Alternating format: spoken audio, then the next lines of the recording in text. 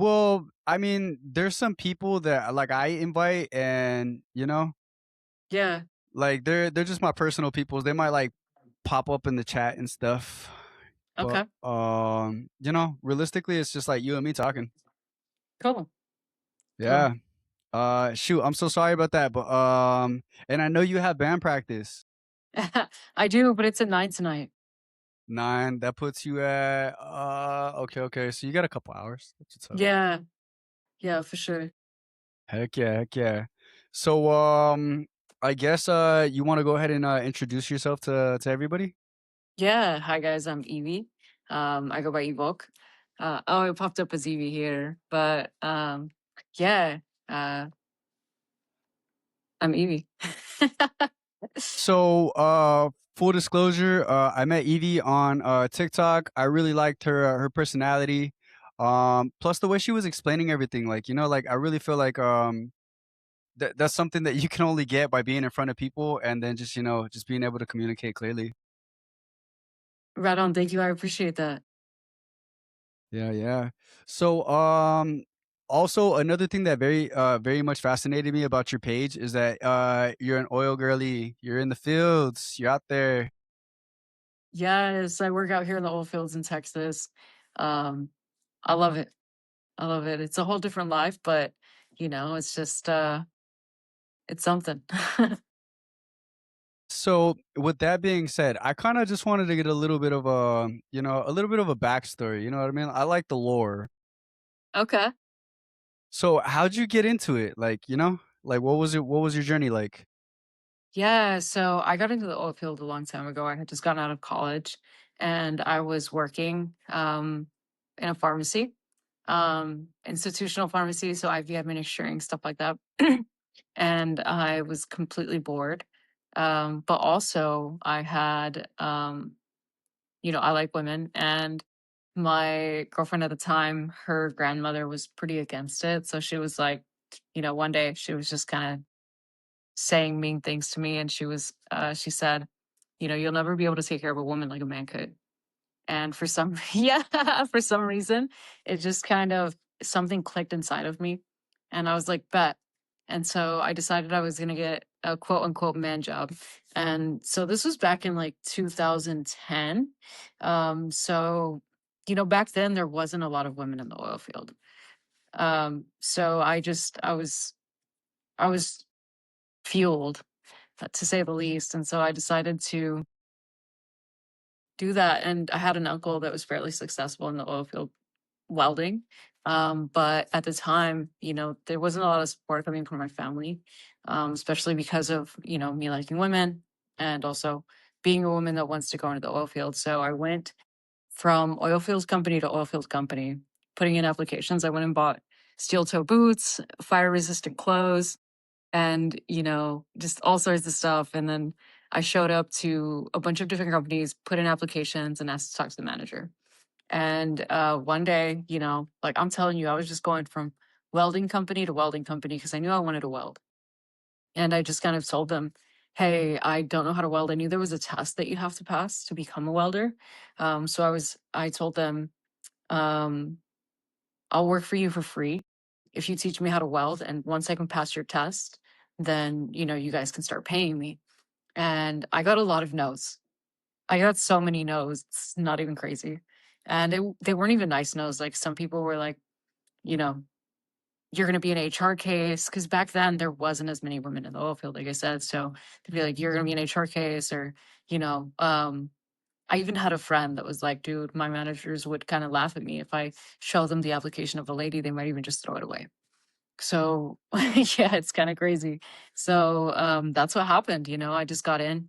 There was one guy that said, "You've already done more than most people that send in an application. You showed up here, you talked to us, and they said we'll teach you. And I like you enough that I'll pay you while you're learning. It won't be a very high wage. It won't be a welder's wage, but I'll start you off at like $15 an hour." And I was like, let's go. Back then, that was pretty good money. Yeah, yeah. Back then, like, I was I was what, 19 years old and, making $15 an hour. Like I was like, let's go. And I actually learned how to weld in 3 days. I was able to pass my first test. I'm really good at Yeah. math. Yeah, I'm really good at math. So I picked up the blueprints really, really quickly. And then I was just very natural. I was a natural at welding. My very first weld looked pretty.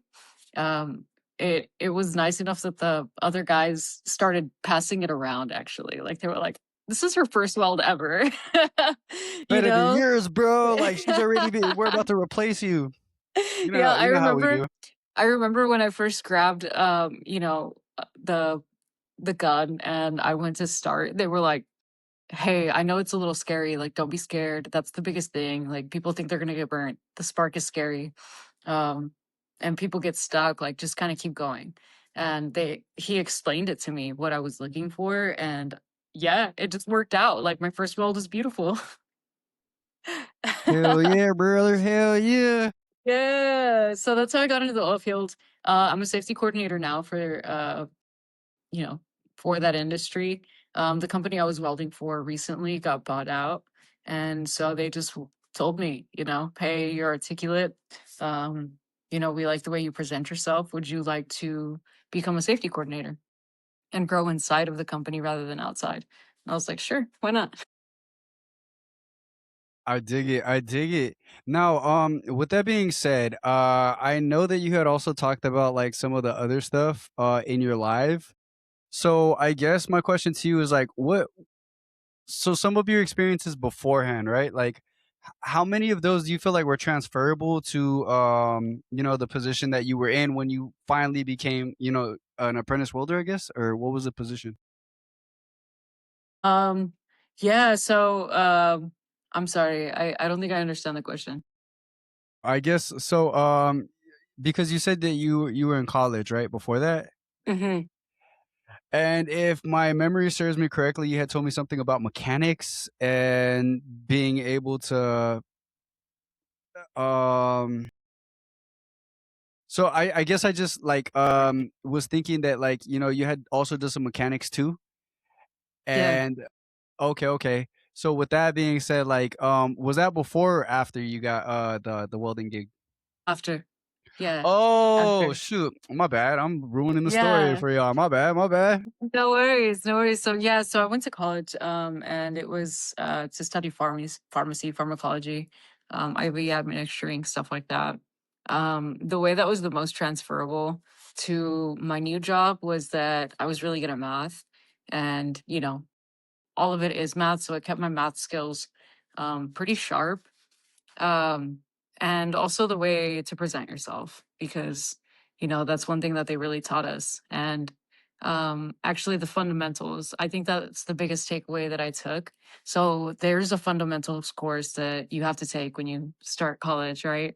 And that course basically teaches you self development.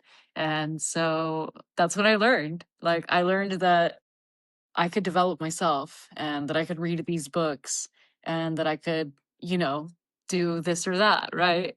And I had actually, before I went to college, I had read this book by Jeff Olson. It's called The Slight Edge. And in it, he talks about, being in the airport talking to a lady, and she's like complaining about all of the things she can't do. Like, my kid wants to go to cheer, but I don't make enough money. She's a shoe shine lady. And, he talks about how he looked, and she was sitting on a stack of books, actually, and she was an avid reader. And he just said if all of those books had been self-development books, she would be able to do all of those things for her kid, all of the things that she said that she couldn't do, right? And so just because of what you're putting in, um, versus like fantasy and stuff like that. And so that's what inspired him to write The Slight Edge.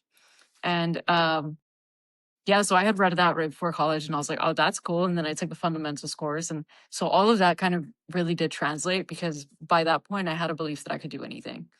And then so I became an apprentice, and then I became a welder within 3 days, like a level 1 welder, and I moved my way up to about a level 6 welder. And Everything was going good. Like I was moving up the company. During that time, I started going to the gym to become better at my job. And I just started lifting, gaining some weight. And then one day I passed out inside of a tank. So we have a thing called No. confined spaces. Yeah. So Texas gets up to three triple digits. So 100 degrees, 114. So that day was a 114-degree day. And when you go inside of a confined space, you're supposed to have what's called an attendant. And so they stand outside and they measure your temperatures to make sure, especially like when welding, to make sure that it's not getting too hot in there. And they're supposed to pull you out at 140 degrees. Well, my attendant walked away. He was hungover that week, that Monday. He had, partied in the weekend. And so he walked away to go smoke a cigarette and drink a Gatorade. And that's actually the number one rule. That's like the only rule of being an attendant is that you don't leave your post while You somebody's fucking in there. attend, bro. You just Like that's attend. it. That's your job. But like he just kind of, I guess, didn't take that seriously. And maybe he thought like that I would get hot and walk out or something. Um, You'd be surprised how many people don't take safety seriously. There's plenty of people who do, but there is a lot of people who don't. And so I passed out in there and I woke up in the hospital 8 hours later with like nobody. My parents hadn't been called. My family hadn't been called. Like I was just in the hospital by myself. I didn't have any managers there. Like nobody was there.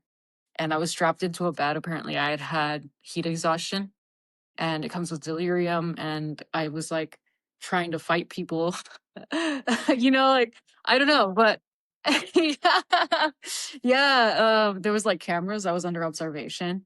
But I woke up and I was like, wow, this is sad. And I had passed a drug test to, you know, at the hospital, they drug test you to make sure that you're not on drugs. So I had passed a drug test. And when I was coming back to work, they said, we have to hair follicle you just to make sure that you're good. What was the word? Hair follicle, like a hair follicle drug test. But yeah. So they gotta do the drug test with the hair sample. Yeah. Got it. Yeah. And to me, what that said is like, I've worked for you for years and you don't give a fuck about me. Like, Especially because old excuse my buddy was the language. reason why you passed out. Like I know. I bad know, like spotter. it's kind of crazy. So I decided to leave. I left the company. I just kind of roamed around for a little bit and did art and decided I was going to help other people make their dreams come true. Um, I just felt like I had something in me to where whenever I thought of something that I wanted, I had a skill for making it happen. And so I was like, okay, cool, I'm going to do that. And so I started doing that. I met this guy that also wanted to do that. Like, it's crazy when you're following your life's purpose. I feel like the entire universe conspires in your favor.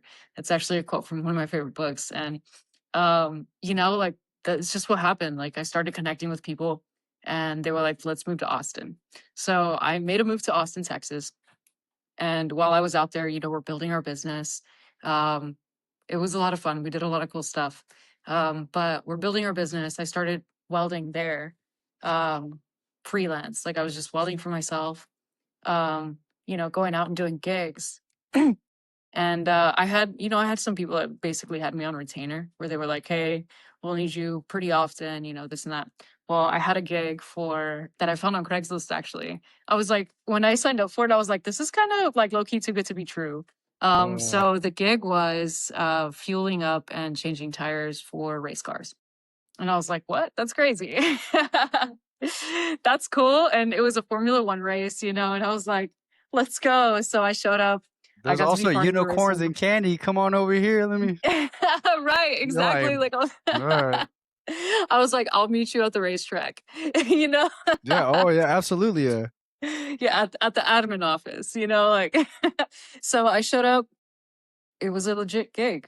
And so, yeah, so I did that. And I did that for a few events. So, about 2 years later, I'm at the event and the guy, basically the guy was like, dude, I love your skills. I love your work ethic. Come work for us. So then I went to go work for a race car company. And that's where I was welding for them, but also got to learn mechanics. Oh, that's the part of the story that I ruined. Okay, I got it. Yeah, yeah, Yeah, I was like, "Wait, tell him yeah. the next part." You're like, "Wait, wait." I'm like, "No, no, no, tell him." Sorry, I know it took me a really long time to get there, but No, no, no, no. that's You went that's the backstory. chronologically.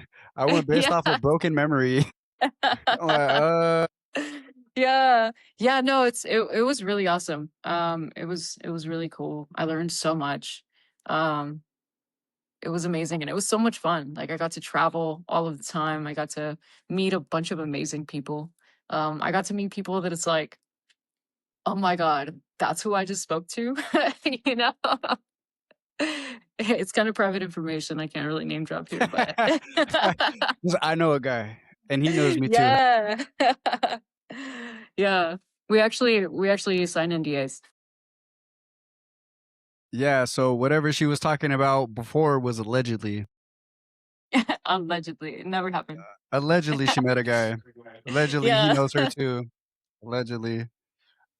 No, okay, all right. So that puts us on the track with the learning the mechanics, and we got some welding skills in the mix. We're meeting people. We're in the race car industry. Mhm. Okay, and then so what happens next? COVID. Oof. COVID Oh happened wait. Oh, next. whoa, whoa, whoa. No, no. We don't want to. No, okay. Yeah, so I was doing that.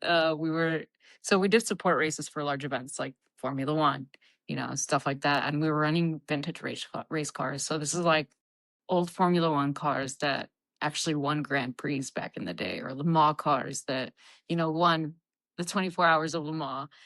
So like these are really Shit. amazing events, but as you can imagine, COVID shut all of that down. And at the time, actually, my dad also had just had brain surgery and double hip surgery No. within a few months before COVID started. So my brain was like, I need to go home. Like right now, there's not going to be work for me. And then also, like, I need to be there for my family. And my boss, who had become my mentor. Wait. Let me ask you a question really fast. Okay, so Yeah. we understand what's going on at work, right? What's going on Yeah. with the family? What's going on with the girlfriend? Like, what's everybody doing in these like major events? Like, how is the relationships progressing? Because we understand that there was just a lot of animosity towards you being able to provide for the girlfriend. Hmm. By you said the grandma, Yeah. yeah. So like, what's going on with after you get the welding gig, and then like as you progressively made yourself Yeah. into a beast. Thank you. So this is actually this is intense. I'm gonna get super vulnerable. I mean, look, you can say it however you want it on here. Just know it goes out there in front of everybody, and whoever watches this will be able to see it, yourself included, right? But Mhm. I just put that disclaimer out there where it's like only speak your piece if you want to. We Yeah. can move on. Um, so it's actually pretty interesting. I'm down to share. Let's It's part get of my it. All right, story, right? because I wanted All to hear. right. So so I get this welding job. I'm killing it. And one of the helpers was like, we became really close. And he was like, Evie, I want to become a welder. And I was like, all right, cool. And I was like, just do it, bro. Like it's super easy, this and that. You can practice at my station. Miss Math Like, skills. She's like, it's super yeah. easy. She's all doing calculus in her head. Yeah, and if you think about it though, it was production, so most of the math is the same. Once you learn that specific math, like it's repetitive. It becomes very repetitive and it almost becomes a second nature. And I was like, yeah, you can use my station, blah, blah, blah. So we talked to the boss later. He's like, I'm ready to become a welder. And they were like, bro, we need you to replace yourself first. Like, find somebody to take your position. You can become a welder. And I was like, dude, I got a solution for that too. So I kind of was like, the helpers don't really do much. They didn't really do that much. They kind of just drove forklifts and, bolted things together and tested things, whatever. Anyway, so I was like, I have an idea because my girlfriend at the time was complaining about how much I was working. And so I was like, my girlfriend could come and be the helper. Anything she needs help with, like we could just help her out and you could become a welder. And so that happened. She came on and then he got her pregnant. So so by the time that I had left to Austin, That's a bad apprentice. Damn. I know by the time that I had left, we had already broken up.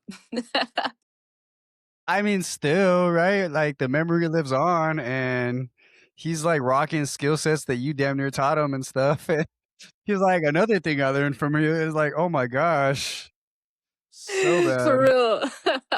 It's kinda crazy. Okay, so, and what level of apprentice were you at this point when this was going on? So I was a full-on welder at that point.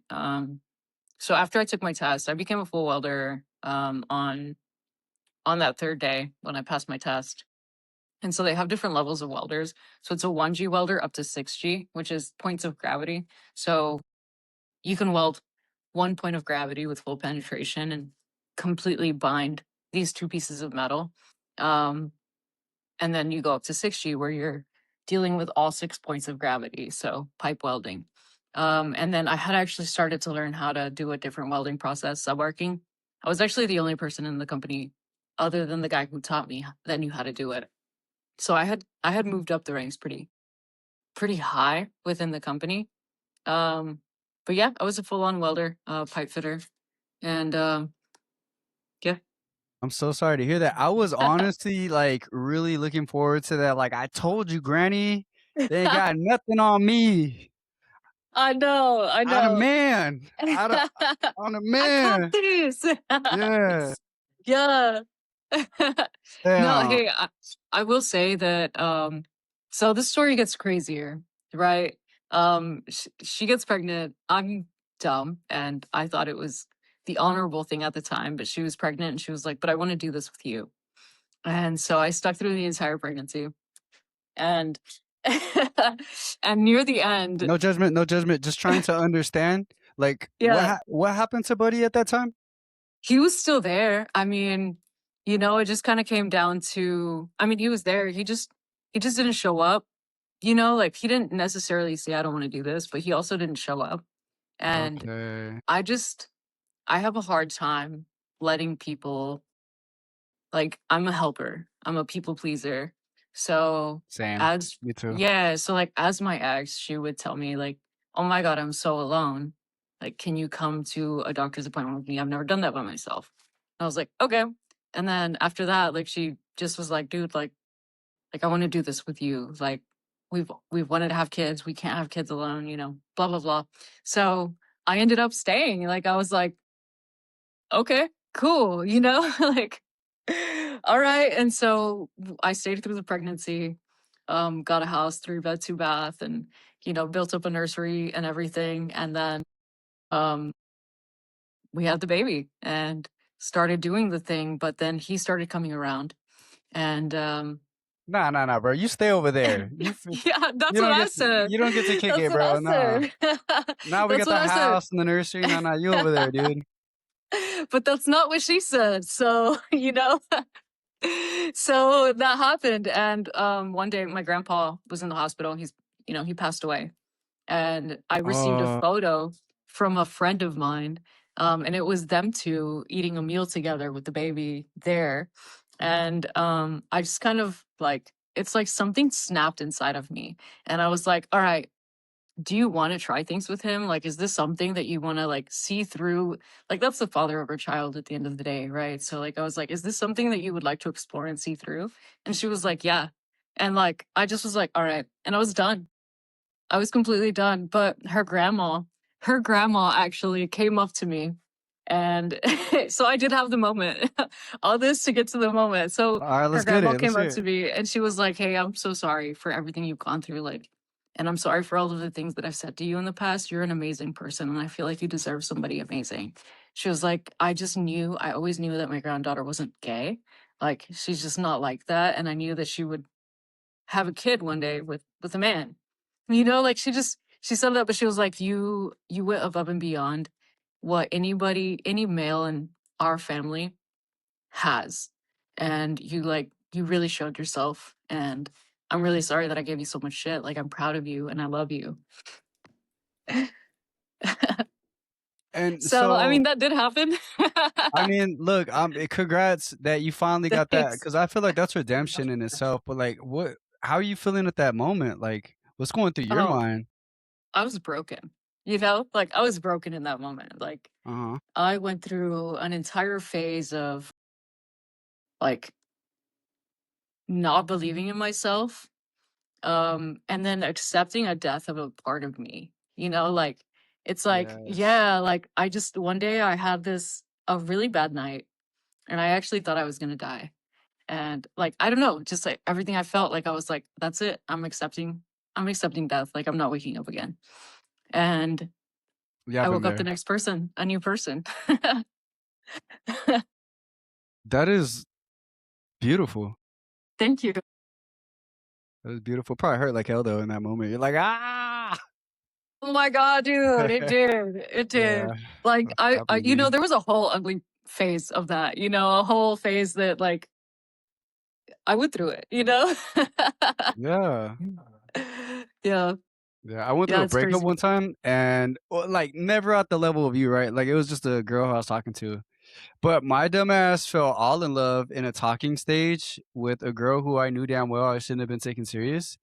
And, like, it just felt like my heart was dying inside of me. And I was like, like, I was just Yes. Oh, yes, you get it. Yeah, that's the pain, man. insert your favorite sad song here. And I was probably listening to that shit like, Yeah, and then you that's just crazy. wake up and, like, you still can remember the pain if you try it. But Mhm. moving forward, you smile again, and stuff starts to feel exciting and, like, pleasurable again Yeah. Yeah. Yeah, hell yeah. after stuff feeling, like, so, like, just not and dark and just really, like, dry and, like, draining, you know? Yeah. Yeah, it was kinda nuts. It was just, like it was crazy. Have you ever read The Power of Now? I'm sorry, the what? The Power of Now? No. No, I'm not a big No? reader. Unless it's, like, a video Okay. on YouTube or, like, TikTok, I probably won't. Okay. It talks about a presence, and there's a point in the book where he's like, he was a drug addict, this and that. He had been partying, and he was like, I just woke up one day and I just saw life differently. And like he was like everything, like every single bit of life was just new. And his whole life changed. And now he's like a spiritual guru, right? But for me at the time, like I had experienced my experience and then I read that book and I was like, "Oh my god, like this is what it's like." Like you said, like suddenly, I mean it's not sudden because there's all of the pain, but one day there's this presence and all of that pain did transform me into something different. Yeah, I have a, so story time about me, and I won't steal the because I wanna continue your story, but I just wanna chime in a little bit here No, and yeah, tell I you love how it. I I can love learning relate. about you. Yeah. But, so all this stuff happened. All of my buddies, they're like, "Dude, what's wrong with you?" Because she's, like, way younger by far, and I was like, "I don't give a f" like, I actually pictured something, and I took it serious, and I kinda feel like I unlocked a part of my heart to it, and then when I went in full send and just it was like a, "Aw," and it just got ghosted or, like, I feel like I was given so many different excuses until then, Yeah. but the writing was on the wall, and I was like, but, like, it was slipping out of my fingers faster than I could, even control. Mind you, I feel like in that situation, I'm saying everything right. I'm doing Yeah. all the right things. I'm making an effort, right? Yeah. I'm like showing up like how I've never had because in my head, I'm like, look, this is what it is like when you're trying to do something and you're really trying to take it serious. Yeah. Well, that didn't work out. So now I'm dealing with the result afterward, whereas like, it's the story is not relatable to some of my buddies because they're like, dude, just, find another chick and move on. But that's not Yeah. how I live my life. Right. And anymore, right? Like I can be transparent about that anymore at this stage of my life or like at that stage of my life, it was very much like I'm so over the whole, one night stand, any of that, and none of that nonsense. Like I'm looking for something or else I'm just not dating, right? Like that's it. Yeah. And so the story's not relatable, but like my two homegirls, man, shout out to them. They held it down to me or held it down for me because they just started bringing me places with them. They were like come to this family party. Okay. Hell yeah. Come do this, come do that, right? I lost my ID, and it's so freaking funny because they were still inviting me out, and I had to, like, sneak in the back or something, like, to get into these bars sometimes, and they were going to the bar and buying me drinks, but, like, I am so against involving anybody in my problems. Like, my misery Yeah. does not like company. But still, if you can recognize that in me by what I'm, actually telling to you, like, because I try to be as honest as I can. And so when I'm explaining this to people and they actually take it serious and they actually make an effort to try to help me out, then I get to be vulnerable. Then I get to Yeah. but, like, that was a feeling that I really couldn't describe, but they stayed up consistent enough for me to actually get out of it, and when I came out of it, I just came out with so much more love, more positivity because, they really dragged my ass through it. So, I mean, that was that. Yeah. I just wanted to, say that how that's how I related, and that's kinda how I felt, right? But in those moments where I was just sitting on my bed alone and everybody was just being like, "Yo, Richie changed. Like, this guy sucks. Like, how come he's not hitting anybody up?" It's because I was literally in my heart, like on my bed in the dark, sitting there feeling like, why does my heart feel like the thing's about to just like break like a piece of glass or something? Yeah. Yeah. Hey, props to the homies that were taking you out and about. I swear, like, I definitely have my share of homies that were like, nah, we're going out. Like, You need them. You need them. yeah, you need them. Yeah. Yeah, for sure. So, I guess that's pretty much like enough about the girl in this situation. Does she tie back into the story after that? I'm curious. Mhm. Nah, Oh wow. nah, nah. I shared that last part because I did get my redemption from Cause grandma. the granny. Although I don't like that comment where she was like, "I knew she was never." It's like it's almost like in the end, she almost was like kind of looking out for you, but not really, because the way she framed it was just really terrible. It In my was, in my yeah. opinion. Yeah, I mean, and it's old school, right? Like, it's like, that, like, I don't know, I think I've heard the term, like, erasing by people, like, that still exists, like, like, we definitely had a whole relationship for years, so, like, I get it, and, like, I get where she's coming from, and, but yeah. Yeah, so, yeah, Gosh. I've not spoken to her again, and, yeah, yeah, that part of the story's closed. Closed. Okay, so back to the canon version of it. What so we're racing cars now, COVID hits, and now we're Mhm. like, we gotta move back because Pops is not doing too well. Yeah, yeah, so, I was just afraid that, like, obviously my dad's not working because he's just been through multiple surgeries. I was afraid that, you know COVID was terrifying. Like, a lot of people were losing people, and I was just afraid that I was gonna lose my parents and, like, never forgive myself for not showing up when it mattered. So I was like, "I'm gonna come home. I'm gonna do the thing." And my friend, the mentor he's my mentor. He's actually a really good friend of mine, the guy that hired me on. He had told me one time, like, "Dude, I think you'd kill it at sales, car sales." And, like, "You've got the gift of gab. Like, people like you, and you can talk to just about anybody." And I was like, "All right, cool." And I'm telling you, the universe just kind of puts things in place because so all this is happening. I'm listening to audiobooks at the time. Just developing myself, and I was listening to Grant Cardone. I don't know if you know who that is, but But Grant yeah. Cardone. Yeah, so he was a car salesman, and he talks about like how one day he just put his mind to it, and I was like, dang. So I came home to talk to my parents and look for work, and I was thinking I was going to get back into the oil field, and one of my friends was like, dude, I just started selling cars, and I'd made $19,000 last month, and I was like, can you get me a job? Like my mentor's telling me I should do sales. My homie's like, I'm selling cars and I'm making really good money.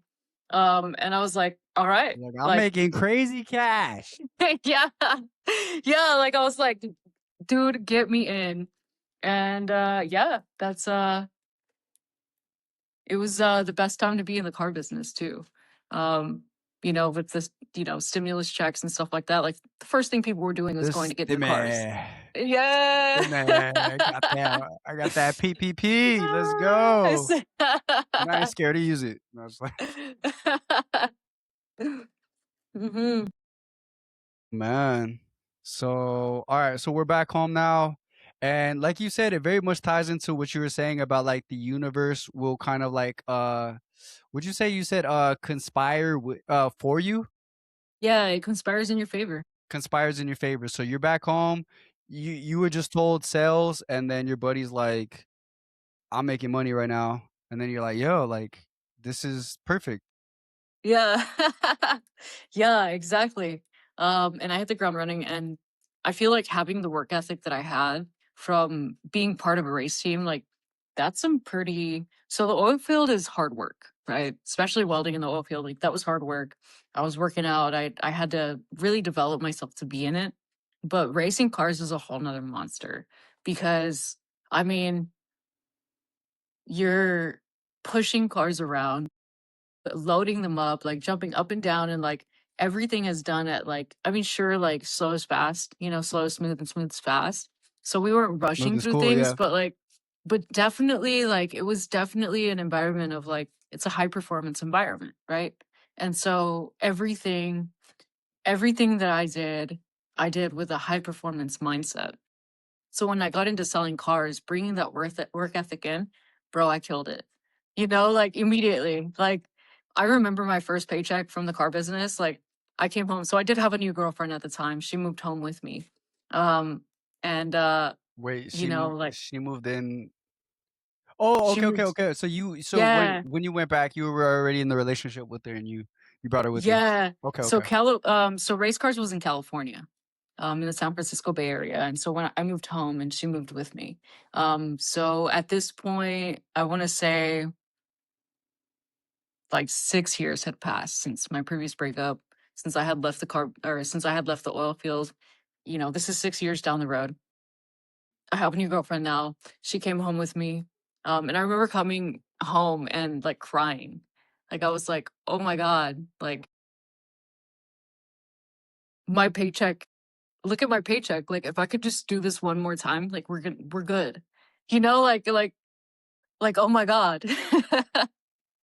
Like I was like a third of the way to my entire year's income in race cars. Like I was like, In a "Oh my god, month. look at this. Like this is Yeah. amazing." Like I'm tears in my eyes. Like I couldn't believe it. I couldn't believe it. And then like month over month, it just kept it kept going.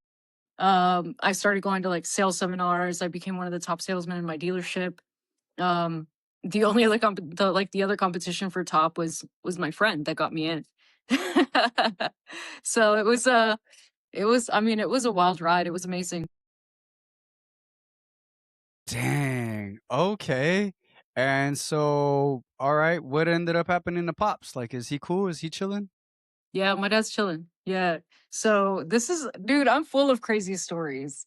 So my dad's hips, you know, they're fine. I mean, he still struggles some, but that year he had brain surgery because he had parasites in his brain when I was a little kid, and it caused a lot of seizures for him. And so they had to put a shunt in from his brain down to his stomach, and it just helps move fluids. And that way he wouldn't get seizures all the time. And one day at work, he had an accident where he fell and hit his head, and then the shunt started popping out of his head. And so they're like, "Oh, it's the injury, like this and that. We're gonna have to, you know, do brain surgery on him again." And turns out his body was actually rejecting it, and he doesn't need it anymore. The shunt. I mean, that's Yeah, good. Oh yeah, my gosh, that's how fortunate actually, but right. fortunate that he learned this while he was had an accident at work. Yeah, yeah, I know. It's kind of crazy. But like I said, like everything just kind of works in mysterious ways. Like, Yeah, yeah, I'll it's pretty be. amazing. Yeah, and so man, I'm glad to hear that. So what happens next? Like you're just you're killing it in sales, right? You got your girl and you guys are living your best life. How'd you end up Yeah. back in the position that you're at now? Yeah, it's kinda crazy. More crazy stories. Are you ready? I'm loving it. I'm like ADHD, so like every little branch I'm following and you know what I mean? Like let's Let's go. go. Yeah. Okay, so, my parents at the time weren't okay with me being gay. I grew up in a religious environment, Shoot. and so when I came home, like, I was like, "Guys, I'm coming home, but, like, my girl's coming with me." And they were like, "Okay, cool, like, I guess that's gonna be the thing." Um, they were kinda standoffish at first, whatever. So, COVID is still a thing, right? Like, COVID is still Right, and right, yeah. the front of my mind, like, I'm still terrified, and she brought up a point of we were already engaged at this point, we had been together for 4 years, Okay. and so, she brought up a point, she was like, "I'm really scared that if something happens to you, like, what if I can't see you at the hospital? Or what if, like, I can't even go to your funeral because your parents don't accept this?" You know? And I was like, "Let's get married." Like, I'm killing it in my job, like, Yeah, there's only one girl. way to make sure that all of this happens, and let's get married right now. So Yeah. we got married. We got married and, yeah, that was pretty awesome. We stayed for 2 more years after we got married. We were killing it. You know, getting dream cars, making investments, getting savings, like we were like we well, I was killing it. And then, one day she kind of approached me and was like, "I hate it here. Um, I'm really unhappy and I absolutely hate living here." And I was like, "Oh my god, I'm so sorry." She was like, "I feel like I'm a caged bird in a cage made of gold." And I was like, "That sucks." And so she started looking for jobs outside of Texas. And I went off to a sales seminar and um, I we were on our way back and for some reason we missed our connecting flight. And we were in Denver, Colorado. And I was sitting there looking at the mountains because I love the mountains. I'd done a conservation corps where I lived in the mountains for 6 months. So like I absolutely love the mountains. And I'm looking at the mountains. And there's this quote by John Muir, and it's the mountains were calling me home. And I just felt the call of the mountains. Like they were calling me home. Like I just felt it. And I was like, let's move here. Like you hate where we live. You love the mountains, I love the mountains. Like, I feel like we got stuck here for a reason. Because we ended up having to be there for like, I think it was like 6 hours. When because our flight came in late and like, they were like, "Oh, we're running late." And then the connection, I don't know if you've ever flown out of Denver, but the connecting flight was like 2 terminals away. We don't know the airport very well. Like, we just ended up missing the next one or the connecting flight. And so we're stuck there and we're looking. And I was like, damn, the mountains are calling me home. Let's go. And so this was in October. We moved to Denver by December. And yeah, that's how I left that. I got into marketing. Um, I got a job doing face to face marketing. And I've always done gigs, right? Like I had done promos before and videography. We had a studio with my friends. We've done haunted houses. Like I've always picked up gigs outside of my work. And so, I felt like marketing was perfect. I was running a team of marketers. And then, one day I just realized that um a lot of people were not making a lot of money. And for some reason that didn't sit right with me. And we are marketing for nonprofits and I realized how much the nonprofits made out of the money that we were making. And I was like, wow, that's Wait, a hold very small on. percentage. Hold on, wait, wait. You mean to tell me that the nonprofits were not making any profit at all? They were getting money. And here's the thing, like without the marketing team, they wouldn't have ever made that money in the first place.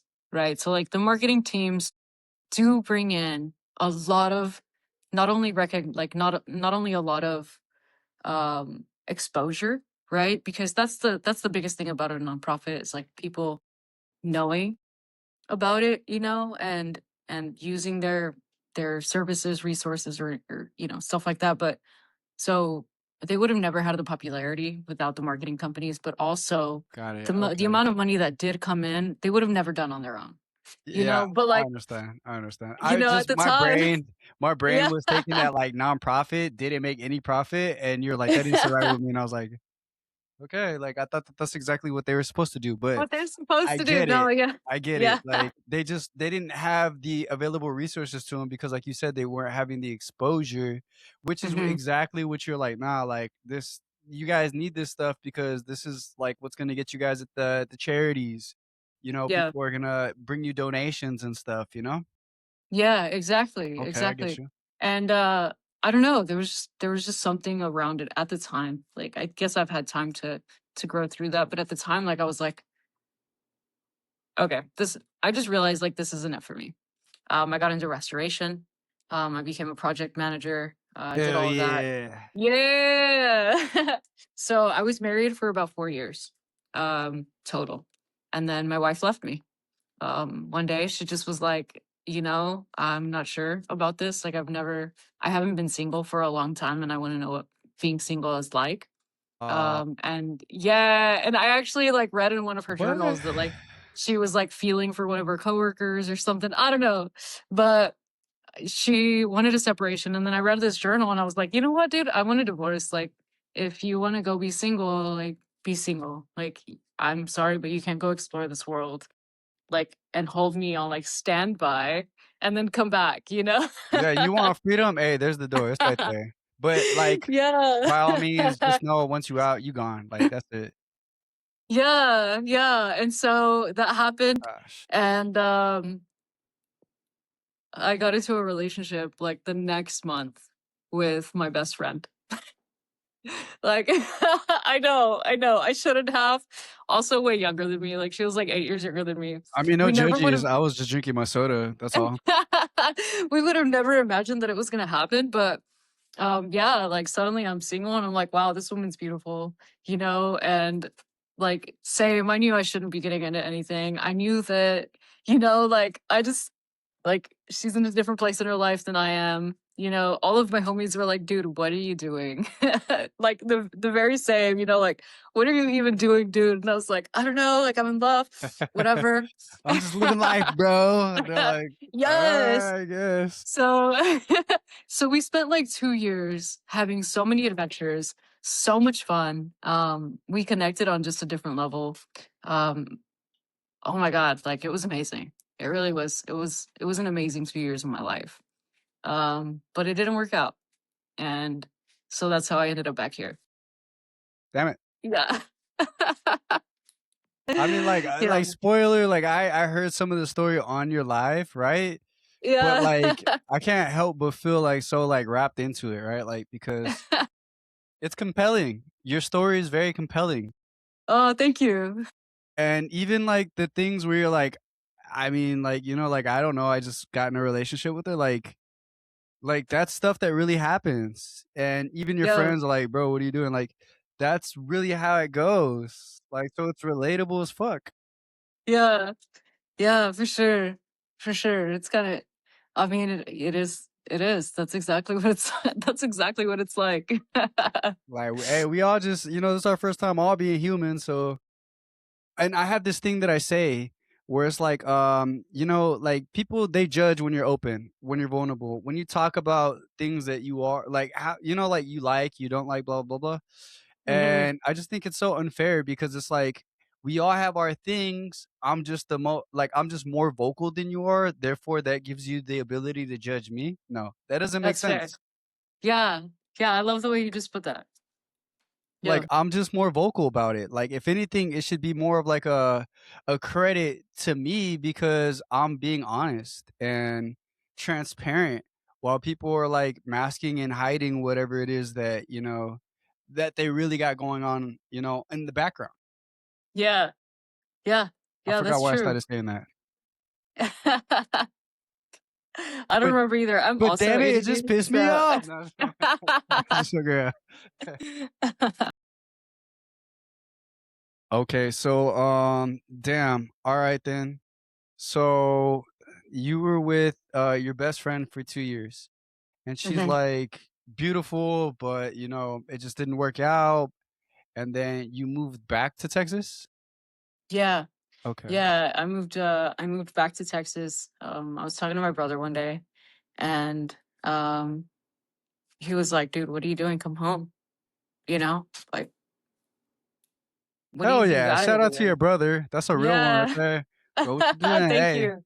Yeah. Yeah, and he was like, what have you got over there? Like, you don't have anybody, and like here we can support each other." And I was like, "Bro, I know you work for this company. Like, do you think you could help me get a job?"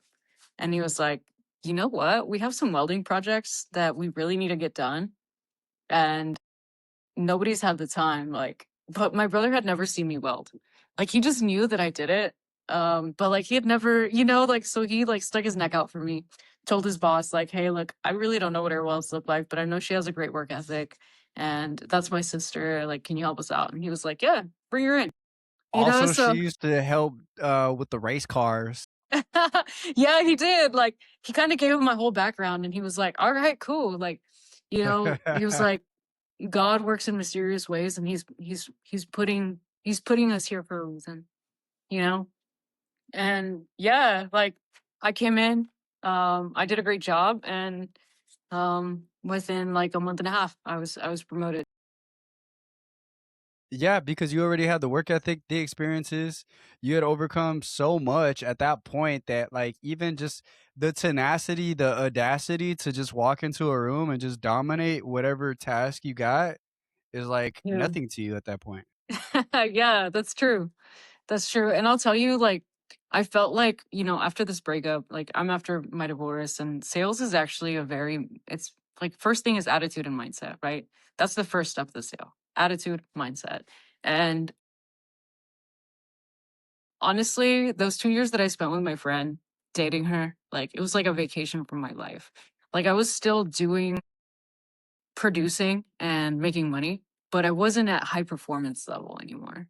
Like at this point, like I'm basically hitting rock bottom, but rock bottom was still higher than a lot. I don't know how to explain that, but like to Like me, like I'm like, other low spots in comparison. Like this rock yeah, bottom in comparison to some of the other lows that we yeah, heard about already, like by yes, far, at least you're doing it with a little bit of style. exactly, with a little bit of style. And but I was feeling really down on myself about it. And I kind of told like that's what I had to see for myself and tell myself, like, dude, you've been through worse. You've been through so much worse and you always come up and like just show up and do your thing, like just show up, do what you gotta do, and something good's gonna come out of it. And it has. I mean, shoot, man. So, like, I'll say I will be because, like, partly what attracted to me, what attracted me to your live was the fact that like I made that comment to you. I was like, oh, you have like nice like features, right? Like you have really nice features. But what was crazy about that is when I went back into your live, you were kind of doing like a Q&R, Q&A style like live. So I was like, all right, like let's get to know this person, right? Let's see, how she thinks. And instantaneously I could tell it was like our everything that I wanted to see, right? Because like you're interacting with people, you're like you're being vulnerable, you're very chill, and even like the stuff that like like the trolls and stuff, they come on there and they say whatever, you're like, oh yeah, that's crazy, and then you kept it pushing. I was like, yes, do you want to be on the podcast with me right now? Let's go. Thank you. I appreciate that. So look, basically with the actually, okay, before I'd like to ask, how did you wind up on TikTok? So I've always wanted to do something on social media. Um, like since 2009, like watching Jenna Marbles, like way back in the day. How old are you? If you don't 30 mind my asking. 32 32? Okay, and I some think you've told me that before. change. Actually. So like you might be familiar with like when YouTube was first coming out, and then Vine, and and all of that Uh, stuff. Like what was it, KCCO, keep calm Chavon.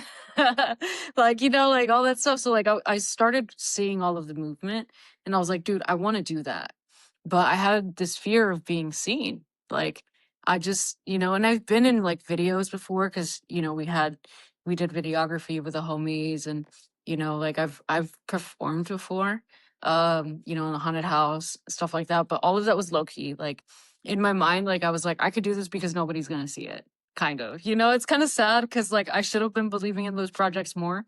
But I was like, whatever. And then my nephew actually was like, I want to do lives, but TikTok doesn't allow children to host lives. He's like 7. And he was like, will you go on live with me playing Fortnite? And I was like, yeah, let's do it. So he taught me how to set it all up. We go on live, play Fortnite, and then one of my friends saw my live, and she was like, "Dude, I just started doing lives." And one of our mutual homies does lives all of the time. She's making really good money on TikTok, and I think that you should try it. Like, I think you have the personality. I think you have this. You have the videography background. Like where you're starting now is like with a lot more knowledge than what most people start with. And I think that you have a lot of potential. And so I was like, all right, you know, Say all less, right, bro. Say less. let's try it. And so, I just hopped on my next live. And one thing that the girl that is actually making good money on TikTok, she said it's all about consistency. Like at first, like you might only have like 2 people on there. And it was cool to expect that. Like I feel like if I would have gotten on by myself and seen that, like with my nephew, like I was like, oh, this is cool. It was for fun. I didn't even realize what viewers we had, right? Like I was just being there for my nephew. And so whenever I did it by myself the first time, like seeing 0 viewers, like that was hard, but I just kept playing that in my head. Like my friend was like, you could have 2 viewers, like whatever. She was like, just show up, try to get on every day. And the consistency is what's going to grow your following. Like and then one day it's going to compound, So I just was like, all right, and that's how it was. Like, it's like, I mean, I haven't gotten to like a huge following yet, or anything like that, but I've seen the steady growth. Um, I've seen like one time I was listening to a podcast and this dude was like, learn how to make $1 online and then learn how to make $2 online, and like I'm actually seeing myself make some money from live. So now I'm like, this is like from my first day. I made money on live, and it was like $1.20 or something like that. But like, dude, oh no, it was like 80 cents. And I was like, oh Let's my god, go. yes, yeah. I was like, oh my god, I made money on live. Like, like this is amazing. Like those 80 cents meant the world to me. Yeah, it's And I was like, it's a strange feeling. You're like, what? Like I didn't even do anything, but like here's money. yes, Okay. yes, for real. Yeah, it's amazing. But yeah, that's how I ended up on live. Shit, man, that's awesome. And like I love how like like genuine you are about it. It's very wholesome. The entire journey because like I kind of fumbled around. Mine is like way less than glorious. To be quite frank, it was like very chaotic and disastrous at best. A lot of it my own doing, and then I wound up here, and it Oh was yeah. like a culmination of all of the skills, the lessons, and everything just kind of like culminating to a point, and a point that at a point in which like I just I knew what to do. Hell yeah, that's awesome. I think you might be being a little bit hard on yourself when you say, disastrous. And Nah. I don't No, I don't quite know your story, no. but Look, I'm all ears. I could break it down. Okay. So, a lot of how I am comes from my aunt, my uncle. My aunt, my uncle, they're not blood, but to me they are. And, like they raised me, they taught me a lot of the things that, I still use and think about today. And so like at one point, I think my mom was like, she was like, my mom had me young. And my mom had me young enough to the point to where it's like she never really got to enjoy her childhood. Mhm. My father never really knew him, but he was older when he met her, and he had like arranged for to get her pregnant. They were living together the whole nine. 2 weeks after my mom's like officially pregnant, knock on the door, some girl asking for my dad. My mom's like, "Who the hell are you?" Like, and she's like, "Well, let me just," she's asking for my dad. And then she's like, "No, no, no, like I'm his girl, like whatever you can say to him, you can say to me." And then she's like, "I'm pregnant." And then my mom like calls my dad over, and like basically he ends up coming to the door. My mom's like, "Here you go," and then just walks off. And then this is in Florida somewhere, right? Back in like Yeah. 1990 something, right? Because I was born in 94. So in Florida, she ends up coming back to Cali.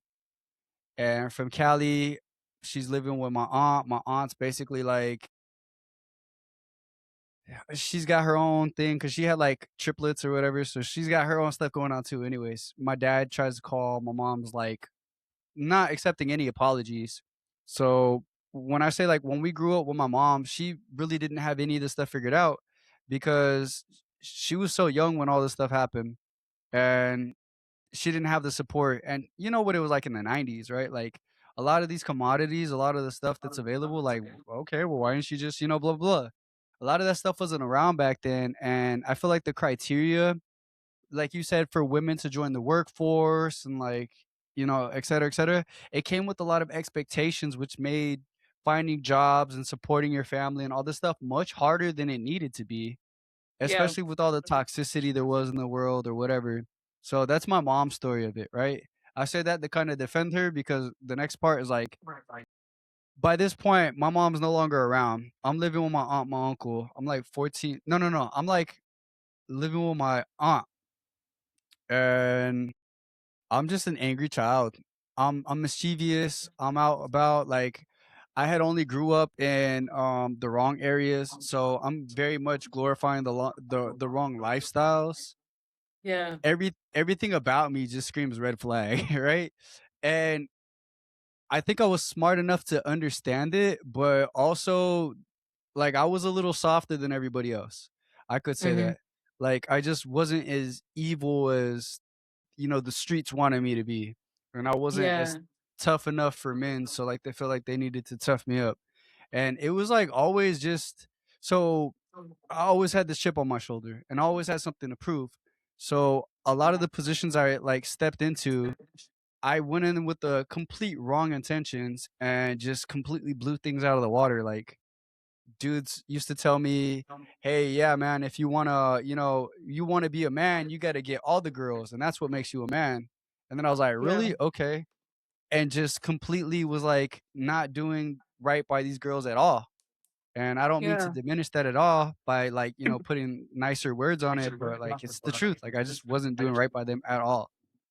Yeah. And so those mistakes, but it was always like, "Oh, if you want to be a man, you got to do this." And then I go do it. I clear that. And then I'm thinking like, "All right, cool. Like now I'm the man. Now I'm the blah blah blah blah." Only to Yeah. find that like a lot of the stuff that I was being told to do, these guys weren't even doing. Second, Damn, stop. no, real, like real.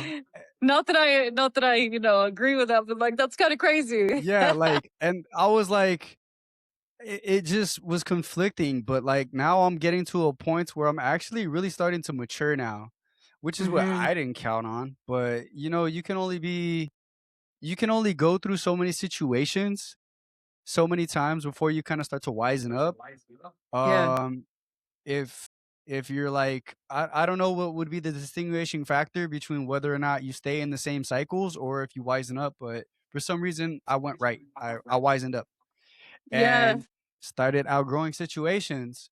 But with so much of that stuff latching onto me, Like at every turn, I just made my life harder than it needed to be because that lifestyle had its claws in me, and I didn't want to let it go either. And so, like wherever I went, like wherever I went, it's just I literally had this one guy because I make music and stuff, and I was out performing at like a live event, the Maui Sugar Mill Saloon over in Reseda, and Okay.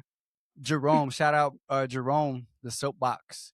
He was like, he was like, I feel like people want to like you, you just you don't let them. Like he was basically talking about like how I was very defensive, very much like if you even approach me wrong, like we could be throwing hands in a scenario, right? Like, so Yeah. it kind of pushed people who were like, oh damn, like this guy's likable. I want to like him. I just Yeah. he doesn't give me that space to unroll that.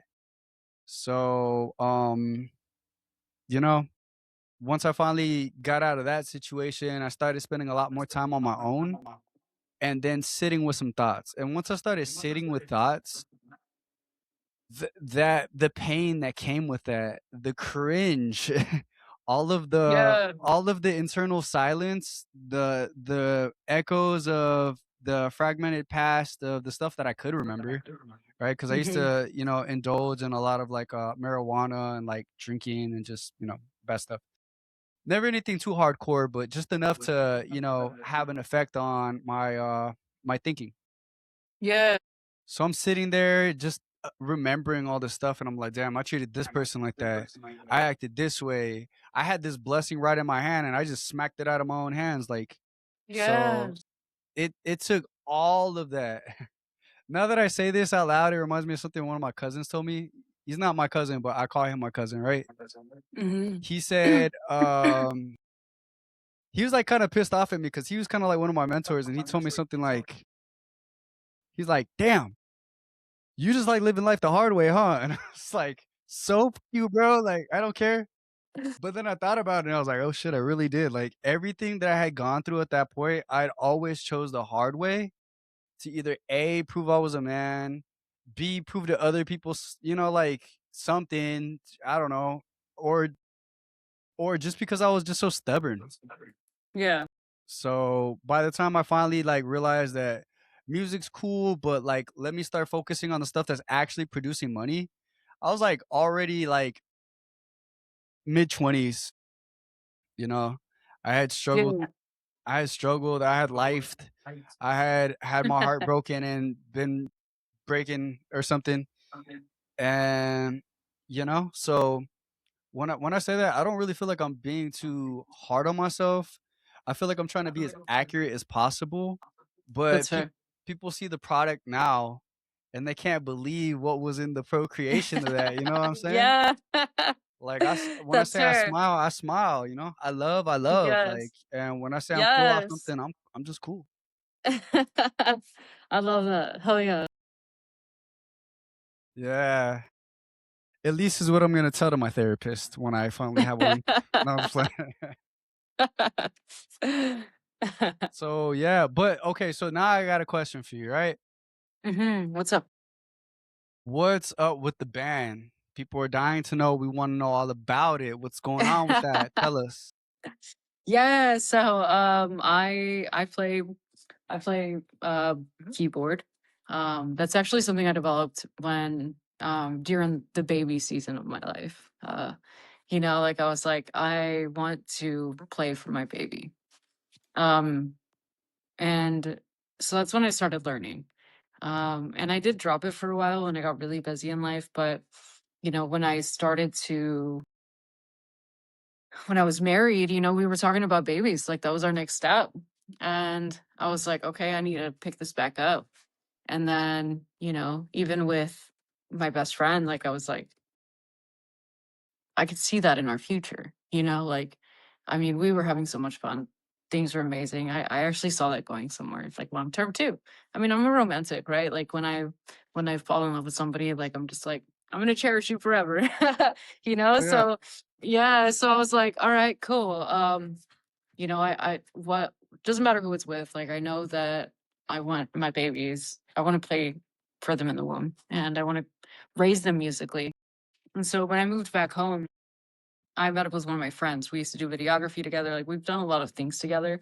And actually, half of the crew I used to do videography with in Austin, which is kind of cool. Oh, the haunted Um, house? so yeah, so we did a haunted house together. Half of them do are part were part of the haunted house. But we, that's how we started in the videography. But actually, we ended up opening up a co-working space, where we were doing like film competitions and stuff like that. It was pretty cool. It was pretty cool. But these guys were part of the crew that we were always with, and that we were, putting these projects together with. Like we even made music videos for musicians, like local artists and stuff like that. So, like, I knew these guys were musically inclined, but, like, I just came back home and I was like, "Guys, let's connect." Like, I'm home. Half of them have moved home too. Like, the crew, has moved back home, and so this part of the crew, he was like, "Dude, come to the studio with me. Um, I wanna show you the studio. I wanna show you the band," this and that. So they've been playing shows under a different band name.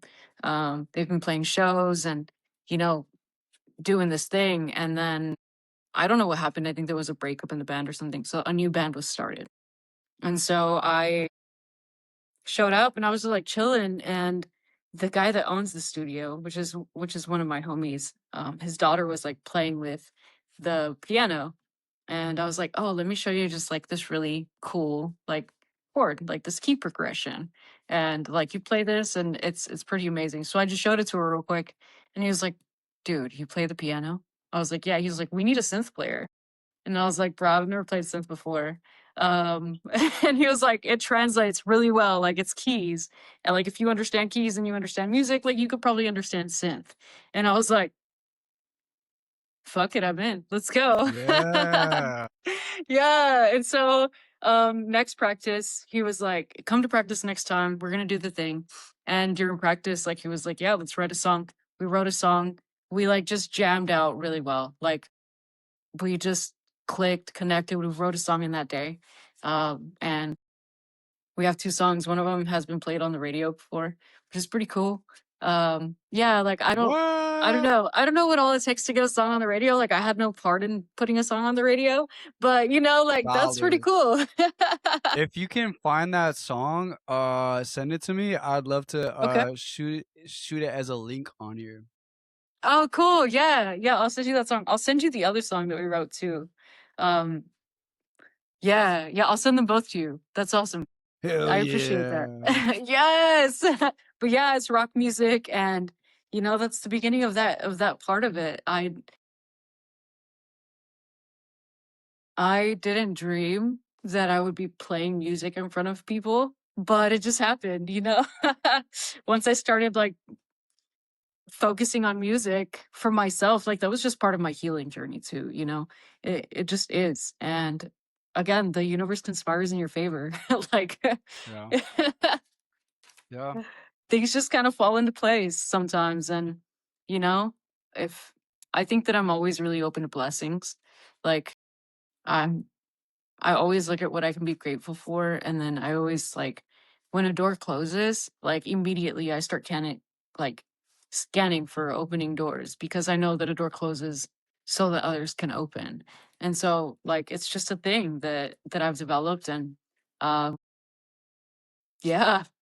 Yeah, I it think it's happens. beautiful, and I think that there like, if more people could do that, they wouldn't stay stuck in hallways where they're, literally taking life points away from themselves when they could just, they're out in the cold, Yeah. dwelling over an ex, like, but there's an open door right there for you, and it's a cozy bed, some nice little tea, like, just all you gotta do is walk inside.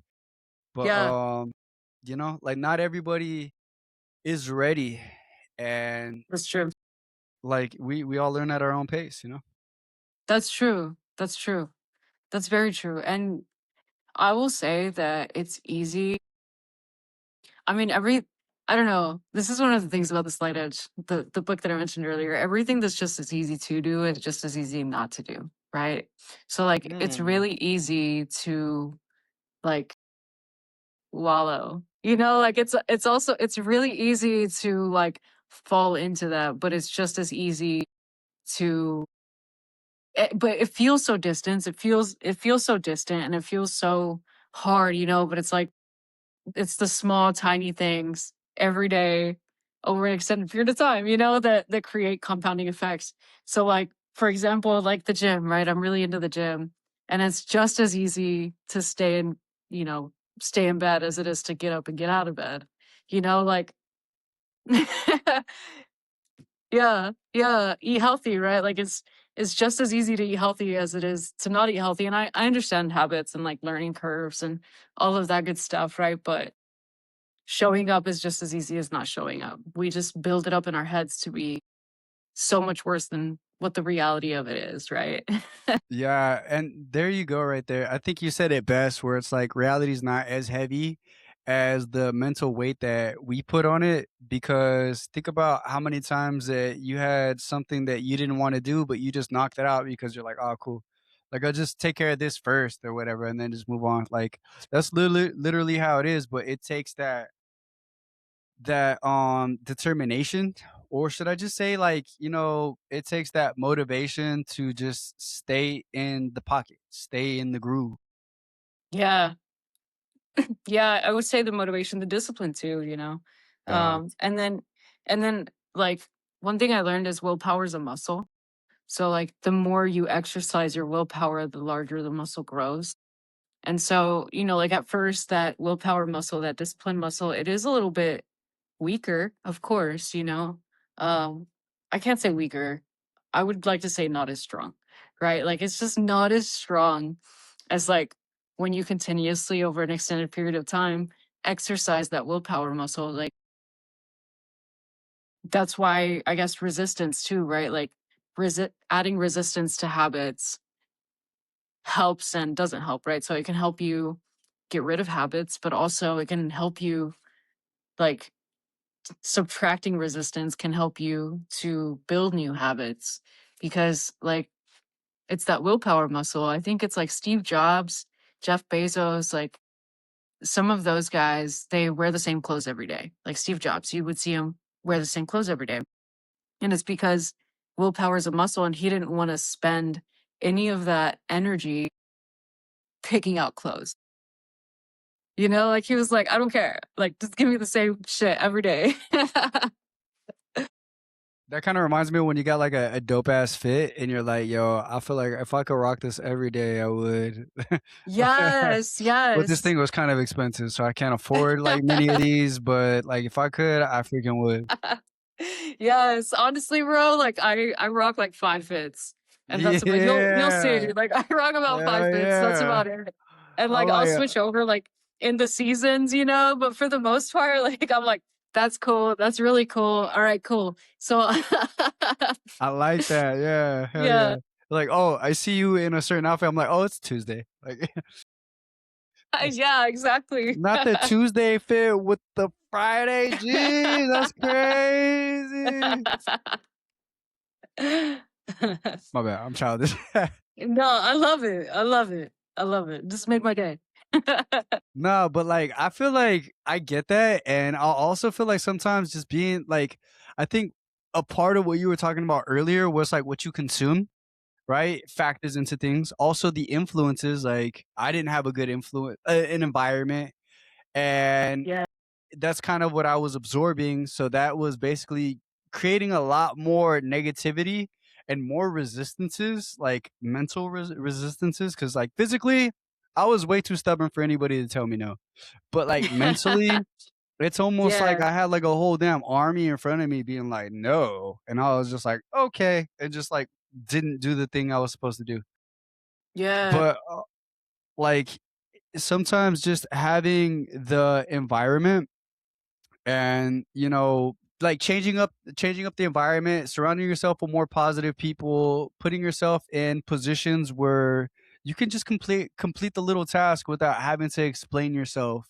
Because yeah, another reason why like I felt like I had so much of a hard time getting on track was because every time I did something or thought about doing something, I had to think about the explanation that I was going to tell to the people who were going to ask me about what I did. right? And why'd I do it? And then that's gay, bro. Like, what's wrong with you? And then like, blah blah blah. And I'm just like, ah, shoot, I don't even want to get into that. So I'm just go this way, right? Where I Yeah. know it's smooth sailing, but that's like me going left when I'm supposed to be going straight. Like it's a Yes. hellified detour, and it was. Yeah, no, absolutely. I think you're on point with that for sure.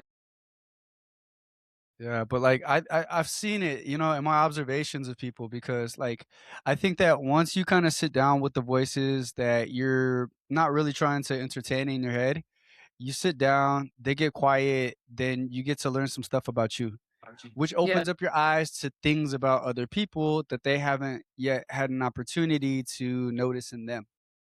Yeah. Without being judgmental, right? Like Right. it Right. takes you being in a rock bottom in order for you to recognize somebody else in one. Right. That's 100%. I think that those types of things are what grew my compassion and empathy toward people. Like I try not to see people from the lens of judgment. Like everything is like our paradigm, right? Of what lens are we wearing? And I like to try to see people from the lens of compassion and empathy. Like the people who have run me the most, like I couldn't even be too upset with them because it's through whichever lens that they're seeing. And same with growth, right? Like the reason one of my passions is helping other people make their dreams come true or like grow into what they're inspired to do is because of that. Like, I think one of the greatest investments that you can make into a person is your time and your energy. Like more than money, more than anything, it's your time and your energy. And so, at the beginning of my business that I started to help people make their dreams come true a long time ago, I literally would just show up for people or with people. Like they'd be like, "Oh, I've been thinking about doing this. Cool. Like, do you need support? I'll go with you. I'll do it with you. Let's go." And it's like you said, it's the environment. Like I myself have been in some very challenging environments that like now I'm so happy I'm not in those environments. Like I'm glad that I grew out of that, and I'm telling you, like, it was a death. Like, none of those people are in my life anymore. Like, I no longer like, and it's not like I chose to disassociate with them. Like, my life just took a wicked turn, and somehow, some way, like, I just ended up in a different environment.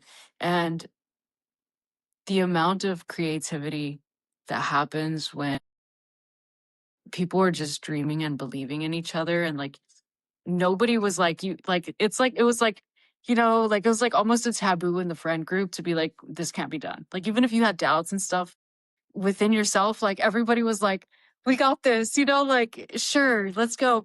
And that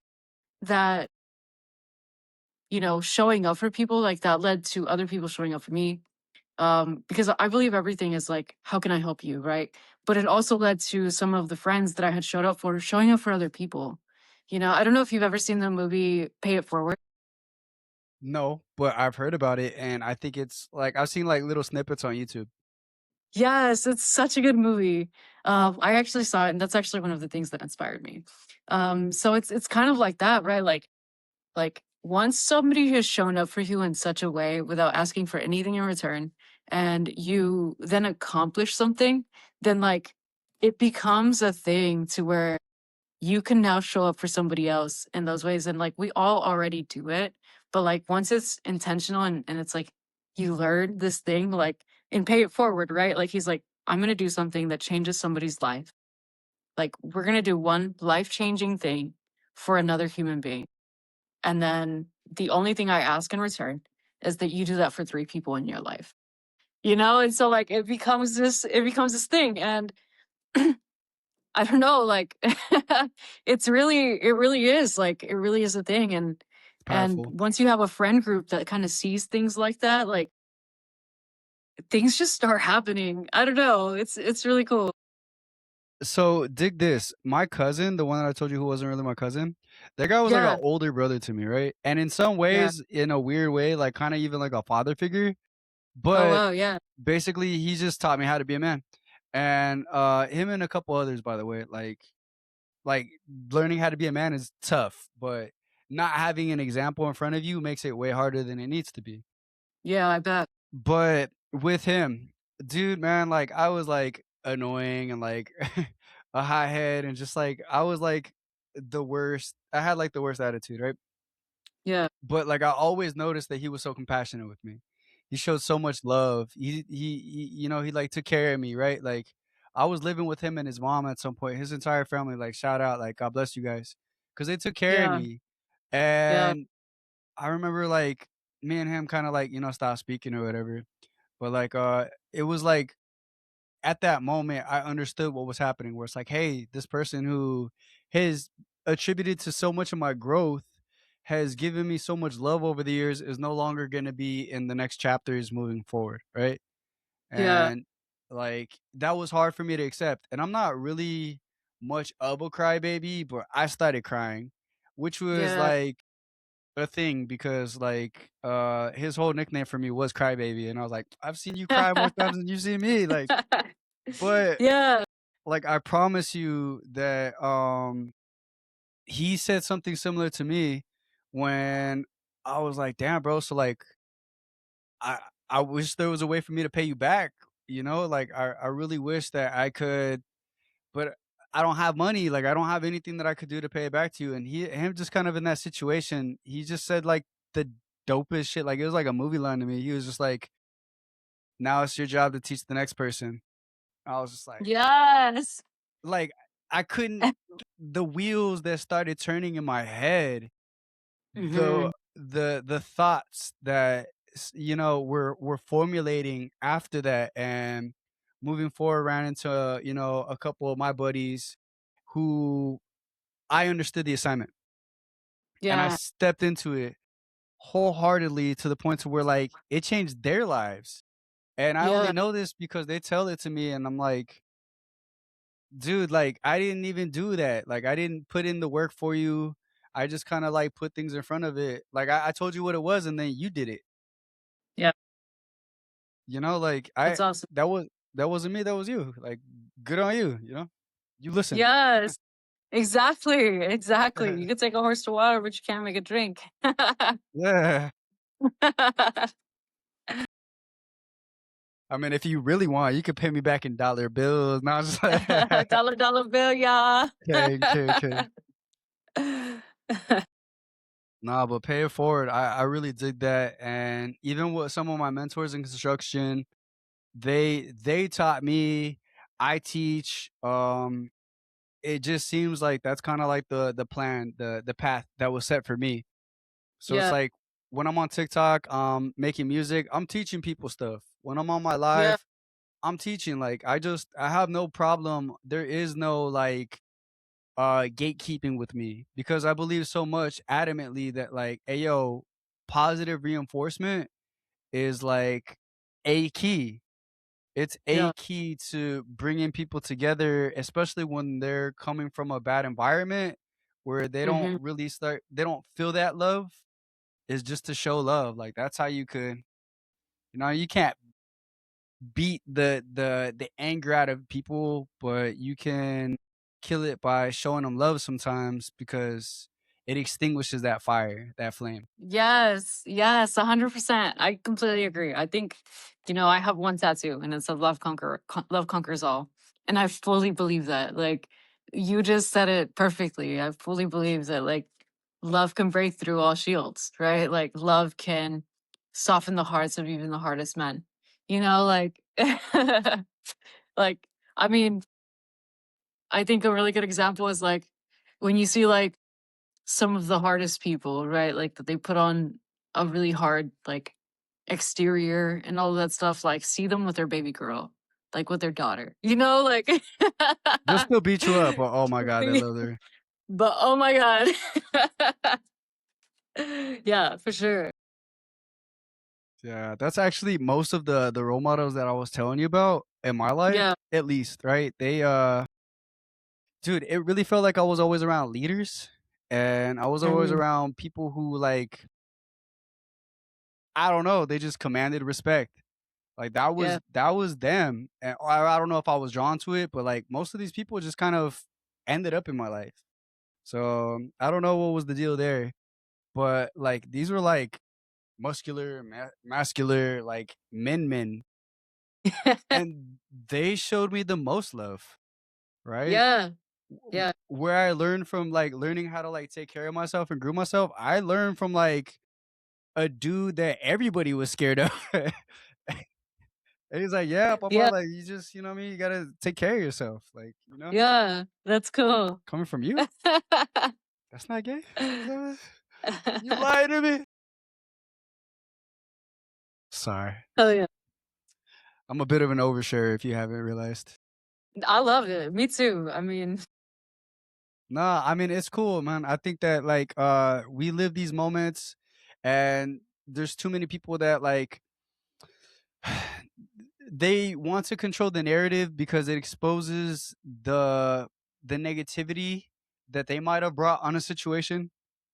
I don't wanna say that they're negative, they're bad people or anything, but just like the negativity that they might have brought on a situation. yeah. So, too many people wanna control that narrative because it makes them look bad, but if we all just kinda spoke from truth and from love, right? Like, Yeah. there would be a lot more lessons going around, and Yeah. those are some very I mean, like, just think of every positive sensation you can think of, like dope, awesome, like elating, just everything is very wholesome. I don't know. I feel like I'm not explaining that properly, and I know how to use my words very well, you know? It's like a mental Kamehameha! Didn't love being Yes. s Hell yeah. Nah, so, okay. So I will bring it back here, right? We'll bring it back to a point. Um, out of everything, and I mean, it could be anything really. Um, but there's gonna be some people who are gonna watch this episode, and you know, they could be young girls, right? They could be young boys, they could be grown women, grown men. Um, but what are some of the things that you feel like that you've been through might be the most useful to them if they're looking to, you know, possibly pursue life like how you do or how you have? Words of Um, encouragement. shoot. Okay. Let's see. Words of encouragement. I would say that everything is about your perspective and you choose the lens through which you see things. And if you always strive to leave things better than you found them, to be 1% better than you were yesterday, like it doesn't take huge changes, it doesn't take anything drastic. It just takes being just a little bit better. Like, I know that can be frustrating, but like going from decision to action, however small that action is, like that's a massive action step, you know? And just believe that. Be patient with yourself. Don't be so hard on yourself. Like, if you continue on that trajectory, like it's not always about where you are, it's about the trajectory on which you're on.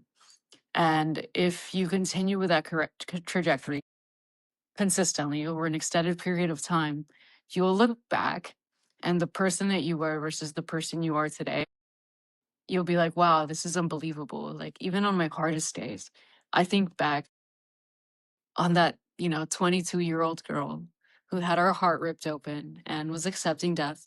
And I'm like, wow, like, if only I knew then what I know now, right? Like, if only, like, oh my God, life has been so amazing and so beautiful. And even if my toughest moments today, like, that girl would have dreamed of them. Like, couldn't have even imagined, like some of the things that I've done or that I've been through or the connections that I've made, the loves that I've found, the feelings that I've felt, So I would be yeah, like, that "I that would used to be be my in race cars, bro. I let's used to do it." go. Yes, I was inside of the Mercedes paddock at one point, like VIP access, like what? Hell yeah. Mm. Or like even pre-welder Evie, right? Like, dude, hey, like if I went back and told that girl, like, dude, one day you're gonna be a welder and you're gonna like leave your hometown. Cause like like, you're gonna leave your hometown, you're gonna go to different states, like, you're gonna travel all over, you're gonna like, all of these things, like, what? You're gonna date a baddie. All the baddies are gonna watch you.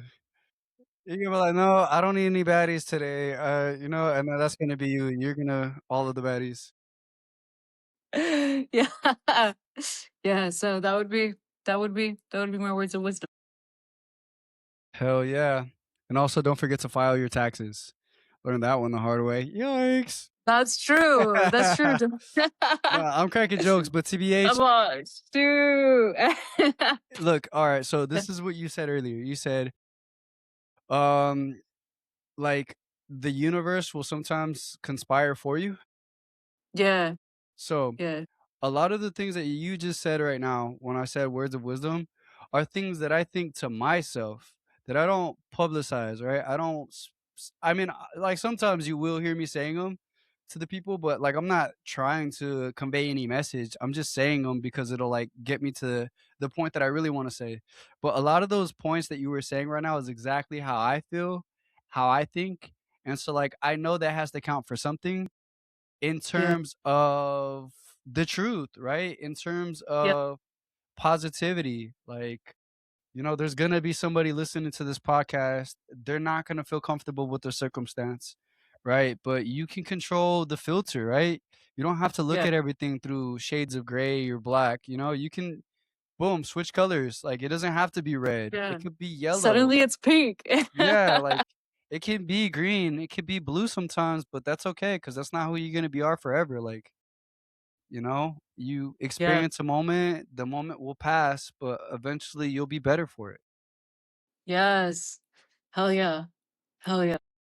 Oh yeah. All right then, cool. Well, all right. So look, I know I kind of already in a way had you do words of encouragement, but look, I want you to go ahead and give your shout outs, right? Go ahead and do your thing.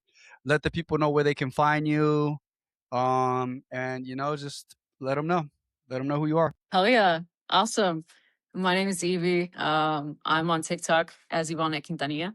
And you guys can find me on my live. Actually, I just started doing lives and I go out there, play some music, show some vibes. I'm also on Instagram. Same name, Yvonne Quintanilla. But yeah, that's where you guys can find me. I appreciate you. Shoot me a follow. If you let me know that you found me on this podcast, then I'll do something special. Yes. Secret emo unlocked. No, I'm just playing. Yes, yes. Well, look, man, I think you're dope. You're awesome, and like I said, your story is very compelling. So I'm very grateful to have had you on the podcast today. Yeah, thank you for having me. So like, go ahead and send me over all your deets, your info on the stuff, so I could post it on the episode. But other than that, I uh, I thank you. Hell yeah. I'll see ya. All Have a right, good one. cheers up. Bye, everyone. Bye.